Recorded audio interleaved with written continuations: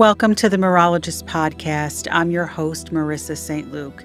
And today we're opening one of the most overlooked warnings that Jesus ever spoke.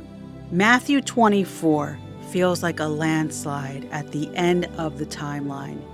Every sentence moves with prophetic weight, layer after layer, one event tumbling into the next, and Jesus sits on the Mount of Olives and looks straight through time. And in the middle of that avalanche of revelation, he says something almost everybody skips because it's incongruent with the version of Jesus that they've been comfortable with. We have no problem with the loving, gentle, comforting Jesus, the one who blesses and heals and forgives. Jesus is love. But some of us don't quite know what to do with the Jesus who warns. The Jesus who once said, "If anyone comes to me and does not hate his father and mother, wife and children, brothers and sisters, yes, even his own life, he cannot be my disciple." We see Matthew 28:19, "Go and make disciples of all nations." It's printed on coffee cups, t-shirts, and church banners, but not Luke 14:26 though, because that one costs something. This saying isn't one that can be merchandised. This statement from Jesus divides soul from spirit, and often we don't like to engage with this text because we struggle with the Jesus who sifts. If Jesus were walking the streets today, not only would they call him offensive, they would call him anti-Semitic, unloving, a disruptor. They would label him divisive and even dangerous. Most of our churches would label him too extreme because much of the modern church has only branded him as the shepherd who doesn't wield the sword. But Jesus was and still is the shepherd who protects by telling the truth. He is the watchman who loves you enough to sound the alarm.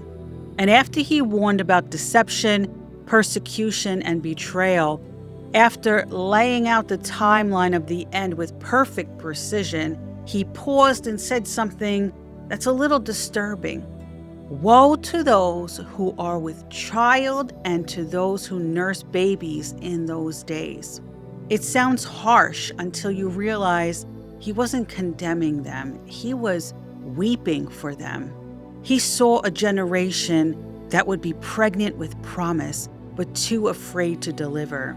A people who would keep feeding what should have been weaned and nurturing comfort in a season that demands courage.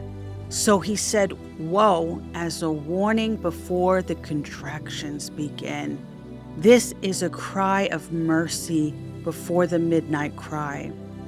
Now, I know the first thing people will say is, "You got it wrong. Jesus was talking to his disciples about Jerusalem and the destruction of the temple in 70 AD. And yes, I understand that. I'm not throwing that away. There was a real warning there, a real moment where Jesus was telling them, when you see this begin to happen, don't play any games. Run, obey quickly, and do not look back. So yes, there is historical fulfillment, but I also believe that Jesus was doing what he always does. He was speaking to the moment in front of him while revealing a pattern that would speak beyond them. And what happened to Jerusalem was not just history on a page. It was a picture of what happens when visitation comes and warning comes and when people were not ready. And every time I read the warnings of Jesus, I can't just leave it in 70 AD because I see patterns fitting like a glove in our time. And I can almost see him looking across generations, past Jerusalem, past Rome, past church history, straight into this age that we are living in right now. An age that's pregnant with prophecy, but terrified of the pain of delivery. And I don't believe that he was just talking about mothers and infants. I believe he was exposing a people that were carrying promise but resisting obedience, a people that was full of potential but still waiting for a more comfortable time to push, feeding what should have already been weaned, a people asking God for comfort in a season that is calling for courage. So let's slow down here, because this one line holds a blueprint, a map for how to survive shaking, a map for how to move when the contractions begin. It's a map for what cannot come with you when the age starts closing in. Jesus saw people carrying dreams, songs, assignments, mantles, ministry, and movements, but paralyzed by comfort, still floating in what was only supposed to protect them for a season, still living off of another man's placenta when they were supposed to be breathing for themselves. There's so many that are still attached to old systems, old identities, old relationships, old ministries, old wineskins, things that God never told them to carry into the birth. He saw a bride who loved the promise but feared the pain of delivery. When the time comes, the womb has to open. The child has to come forth. And whatever was feeding you in the hidden place cannot feed you in the hour of delivery. There comes a moment when what once protected you begins to confine you. There comes a moment when the womb becomes too small for the assignment. And when the contractions begin, you don't get to negotiate with birth. You either yield to what God is bringing forth, or you fight in the very pain sent to deliver you. You either birth or you break, and some will break off as stillborn prophecies, promises carried full term but never pushed out into purpose. Others miscarry what was meant for movement, losing it in the trauma of hesitation. And some, after nurturing the word for years, they put their pledge up for adoption, handing their assignment to another because they grew weary in waiting. And to be honest, a year and a half ago, I barely made it into this ark myself, so don't mistake what I'm saying for condemnation or ignoring the reality of how difficult it can be to follow Christ. But hear his message for what it is. This is an alarm sounding in the night. You can walk with the Lord for decades, just like I've done, and many a times missed the day of my visitation. You can live around the presence and never encounter the person. You can serve faithfully and still sleep through the very hour that Jesus came knocking. Jesus said, "I will come like a thief in the night." If the master of the house had known when the thief was coming, he would have stayed awake. Many are too busy polishing the door frame to notice the knock. And he's coming at an hour we least expect. And the only thing more dangerous than disobedience is spiritual drowsiness. The bridegroom doesn't announce the exact hour. Actually, in the parable of the 10 virgins, which I will be covering in another video, the bridegroom was delayed. This is why they had an extra vessel of oil. But this is why they couldn't share what they had with the one without. There wouldn't be enough time. And we have just entered into that season where it will appear unkind and unloving, even ungodly, to have to choose. Only those who are watching are going to notice the movement. Those who are awake will hear the sound of the door opening in the spirit long before the world realizes he is standing at the threshold. Now, going back to Jesus grieving over pregnancy, it's a very holy metaphor. Pregnancy is the hidden season. It is where what God planted begins to take shape. What you carried in prayer, in secret obedience, in the dark places that no one saw, that's when it starts forming. But pregnancy is not permanent. It's a promise that delivers, and it becomes pressure. A womb that never opens becomes dangerous. The womb is a waiting room, not a tomb. And yet so many believers live spiritually 9 months overdue, still talking about what God said years ago, still rehearsing old prophecies, or possibly still holding a death grip on false prophecies, still holding on to a word that they were meant to walk out. Romans 8 says, all creation groans in labor pains, waiting for the sons of God to be revealed. Even the earth is waiting for you to deliver what God put inside of you. All of the storms that deliver testimonies in you, these are contractions. Every quake, every war, every deception is God pushing and announcing that something is about to be born. And if you're listening in the spirit, you should be hearing one word: push. Because when the water breaks, hiding is no longer possible. And what was forming in secret must now come forth in power.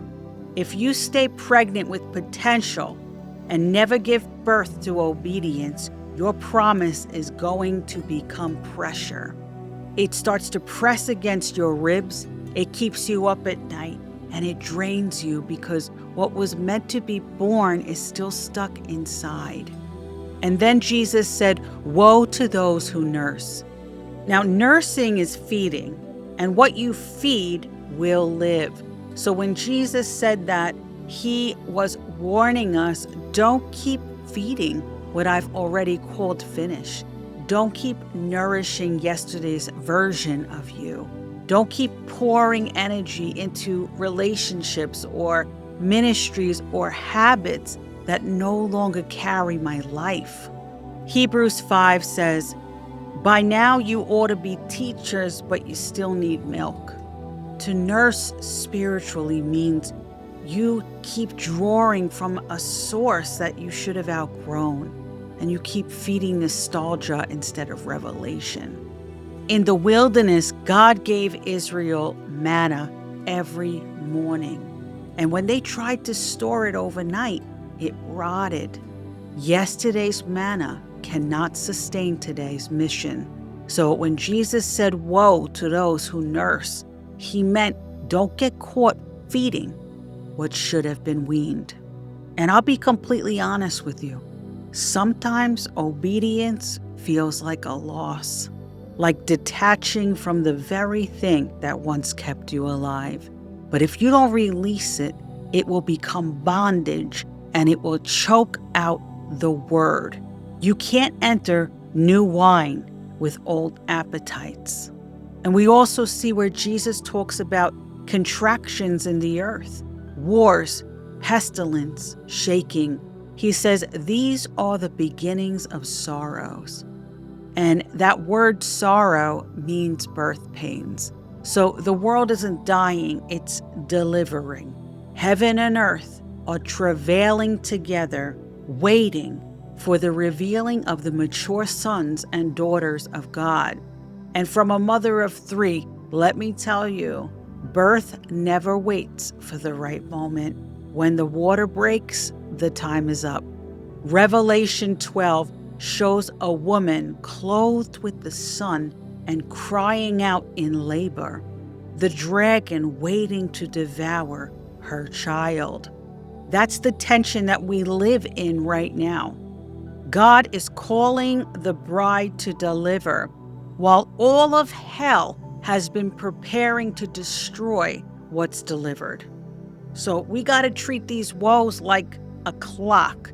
It's the ticking sound of mercy, waking us up out of our comfort zones.